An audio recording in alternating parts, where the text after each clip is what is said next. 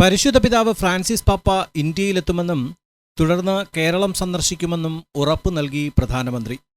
ഇന്ന് പ്രധാനമന്ത്രിയുടെ വസതിയിൽ ക്രമീകരിച്ച പ്രത്യേക ക്രിസ്മസ് ആഘോഷ പരിപാടിക്കിടെയാണ് ക്രൈസ്തവ മേലധ്യക്ഷന്മാർക്ക് പ്രധാനമന്ത്രി ഇക്കാര്യത്തിൽ ഉറപ്പു നൽകിയത്. 2024 മധ്യത്തിലോ 2025 ആദ്യ മാസങ്ങളിലോ ആയിരിക്കും സന്ദർശനമെന്നും പ്രധാനമന്ത്രി വ്യക്തമാക്കിയിട്ടുണ്ട്. കൂടാതെ ഫ്രാൻസിസ് പാപ്പ കേരളത്തിലെത്തുന്നതിനെപ്പറ്റിയും പ്രധാനമന്ത്രി സൂചിപ്പിച്ചതായി സഭാ നേതാക്കൾ അറിയിച്ചു. ബോംബെ അതിരൂപത ആർച്ച് ബിഷപ്പും ഫ്രാൻസിസ് പാപ്പയുടെ സീനയൻ ഉപദേശക സമിതി അംഗവുമായ cardinal Oswald Gracias, Delhi archbishop Anil Couto, bishop Sebastian Farnikulangara തുടങ്ങിയവർ സംഘത്തിലുണ്ടായിരുന്നു. മറ്റു സഭകളിൽ നിന്നുള്ള ബിഷപ്പുമാരുൾപ്പെടെ വിവിധ മേഖലകളിൽ നിന്നുള്ള 40 പേരാണ് ഇന്ന് പ്രധാനമന്ത്രി വിളിച്ചു ചേർത്ത ക്രിസ്മസ് ആഘോഷങ്ങളിൽ പങ്കെടുത്തത്. National desk, Vox news.